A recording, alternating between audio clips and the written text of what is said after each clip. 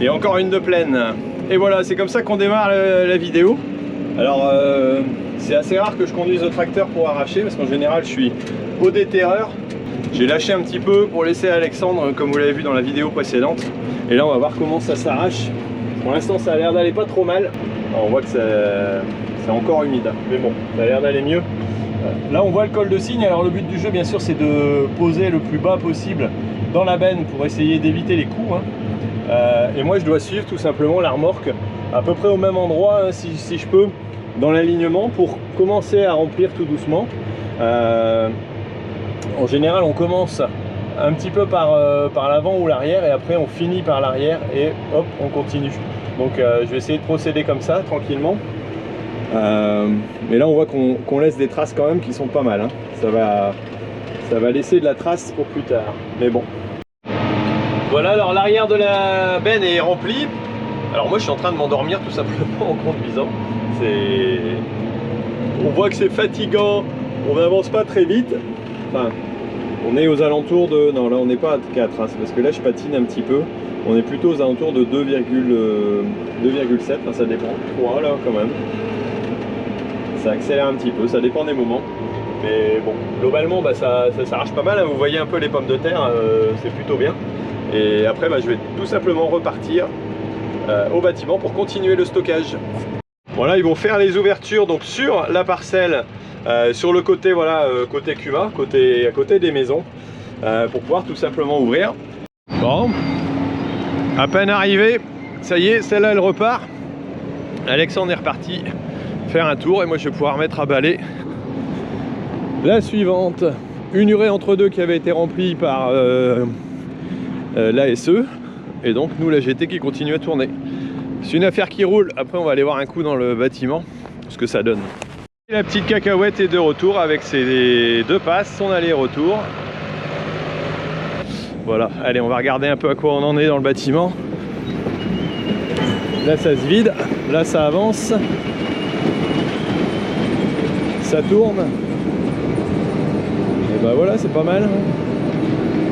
J'ai un nouveau pilote de machine vu que les automatismes vont pas, en attendant qu'on aille ailleurs. Bon, c'est pas trop mal ça. Changement de la benne à terre ici. J'ai remis la petite dont on n'a plus besoin pour faire les ouvertures. Et l'autre elle est bien chargée, sûrement trop d'ailleurs. Hop. Alors moi je travaille toujours à la pédale, à l'ancienne certainement. Alors là c'est pas très difficile de reculer là, il suffit de bien prendre son tour au départ et puis après d'aligner pile poil sur la longueur. Faut pas vouloir aller trop vite. Quoi qu'il arrive, quand on veut aller trop vite, on fait des erreurs. On fait des trop grands mouvements. Et donc pour moi, quand on recule, surtout à pomme de terre, voilà, prendre son temps. Au départ, je regarde comme ça et après je me fie au rétro. Et là après, voilà, rétro. Et lorsqu'on a des rétros qui sont pas trop sales et qui sont en bon état, bah ça va tout seul.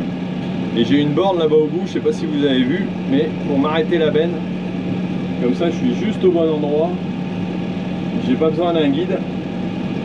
Voilà, je fais des grands mouvements quand même. Hop, on va récupérer. Ça devrait le faire, voilà. On aligne tout droit, tranquillement. On va commencer à lever la benne. À la fin, les portes ne s'ouvrent pas automatiquement, c'est hydraulique, donc il n'y a pas de souci. Là, je vais sentir mon arrêt. Hop, voilà. Pas besoin d'aller trop vite. Frein à main. Toujours descendre en marche arrière d'un tracteur. J'ai plus qu'à enclencher la prise de force. Et ça va lever.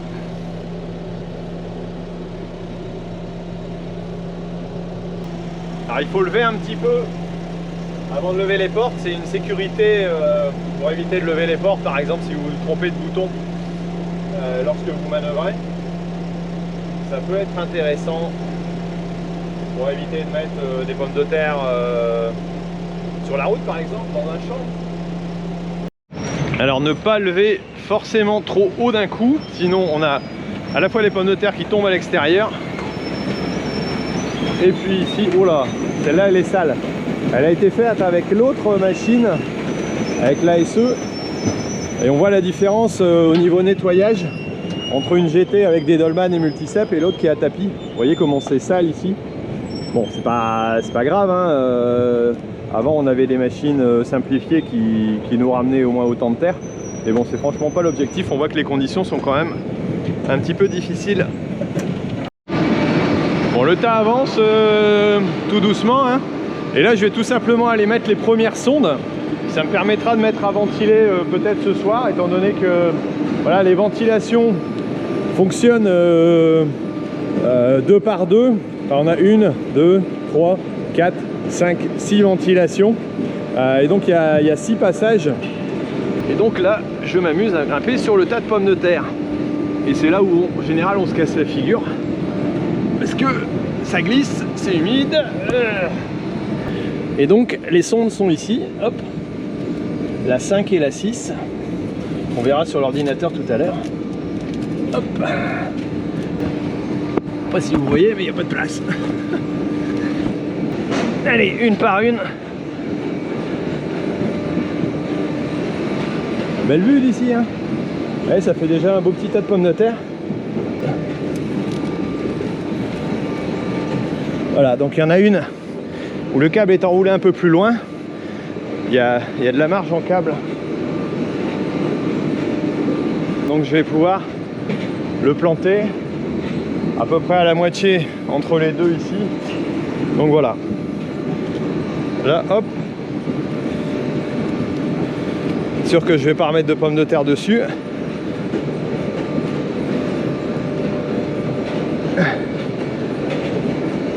La sonde numéro 6 est plantée. Je recule le câble pour être sûr que quand on va en mettre, voilà. Là je l'ai mis un peu vite.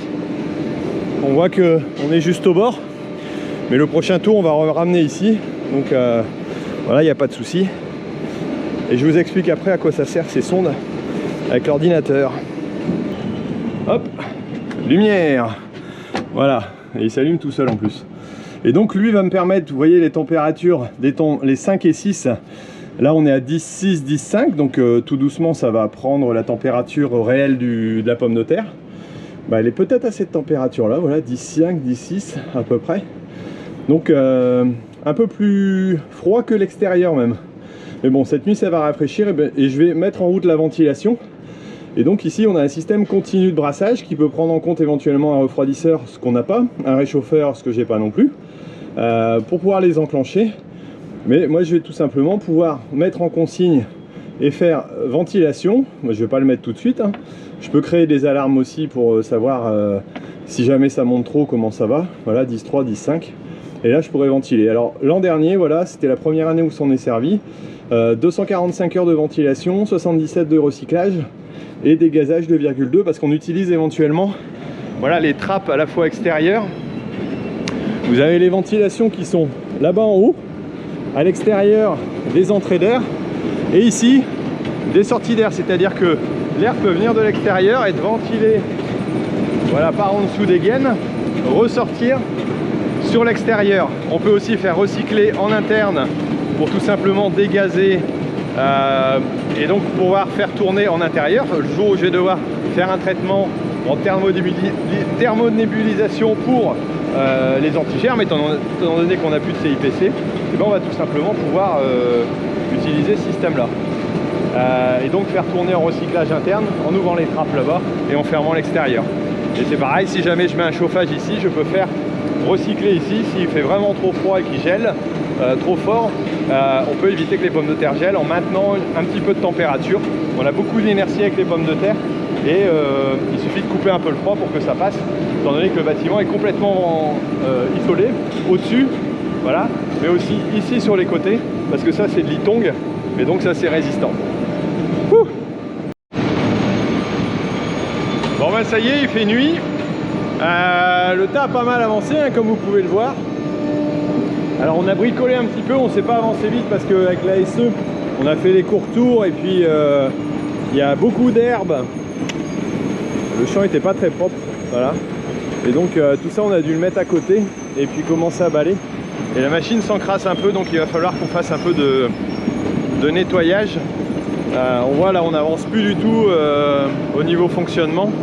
Mais bon, je pense que maintenant ça y est, le plus sale a été fait. De toute façon les ouvertures faut les faire, donc il n'y a pas. Et hop, nous on va essayer d'arriver dans les champs. Il est 20h46. Voilà, ça taille encore pas mal hein, dans la parcelle là. On voit que c'est encore bien humide quand même. Je pensais que ça allait s'améliorer un petit peu, mais pas tant que ça. Bon, et là il y a la deuxième machine qui est là-bas aussi, avec le tracteur.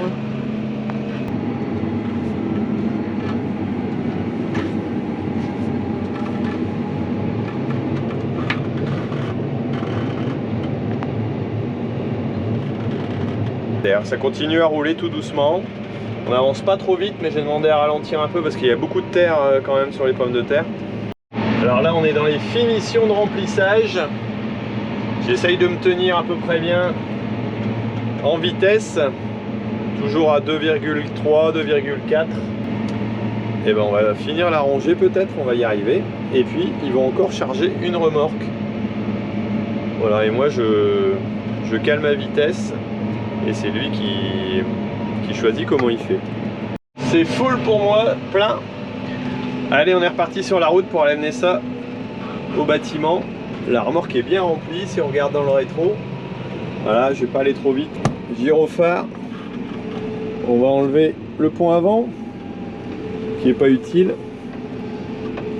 Et c'est parti.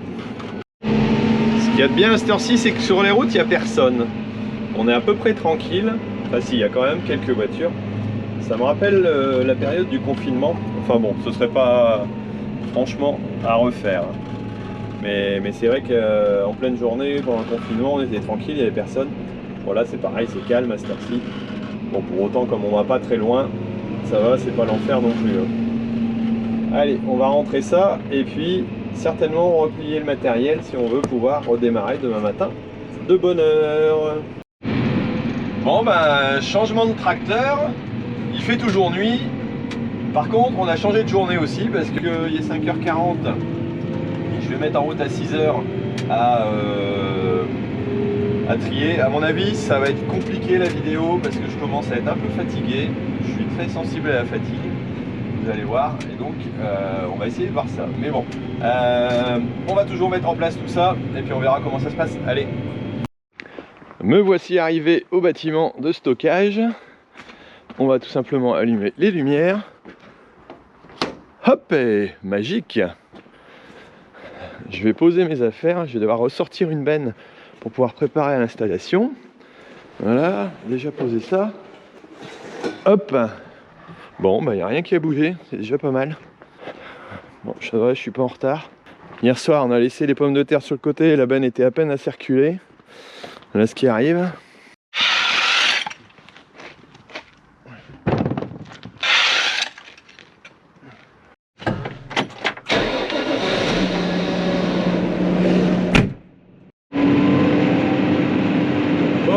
En place cette petite benne ici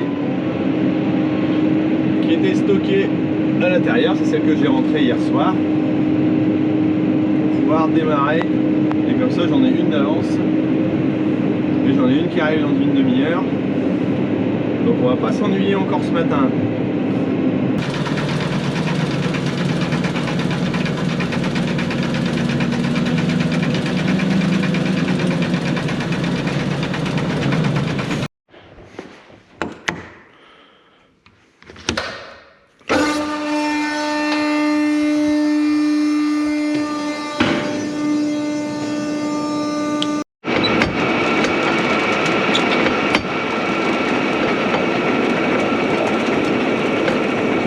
Là j'ai tout simplement inversé les étoiles là-bas en haut pour que ça nettoie parfaitement. Bon, c'est lancé. Je peux réouvrir. Ah, ça met en réveil hein, le matin.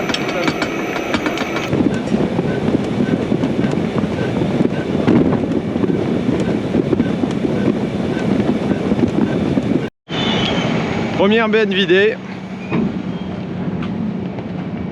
Bon, c'est nettement plus propre qu'hier, hein. Vous voyez avec la GT, lorsqu'on ne veut pas aller trop vite, ça fait vraiment du propre boulot. Là, il reste un peu de pommes de terre au fond, il faudra qu'on nettoie le tapis la prochaine fois. Allez, on va en mettre la deuxième. Je vais pas lever trop, parce que celle-là elle est bien remplie. Aïe aïe aïe aïe, il y a déjà trop de patates qui tombent. Bon, c'est pas grave. Allez, on continue, parce que celles-là elles sont complètement explosées à terre. Et elles sont pas récupérables parce qu'elles ont explosé à l'intérieur aussi. Donc pas question de les remettre dans le tas. On continue. Ouh. Bon, le verlis est arrivé, donc on a pu mettre en route.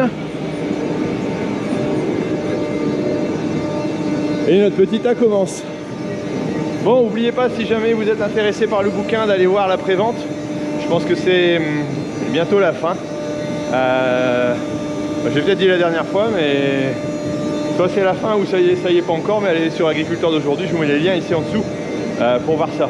Bon, et puis nous on va continuer les pommes de terre, mais vous verrez la suite dans une prochaine vidéo. On va voir si on va arriver à finir comme il faut, si on va remplir le tas, ou si, comme je le pense, ça risque d'être difficile. Mais bon, ça on le saura dans la prochaine vidéo. N'oubliez pas de me mettre un petit commentaire si ça vous tente.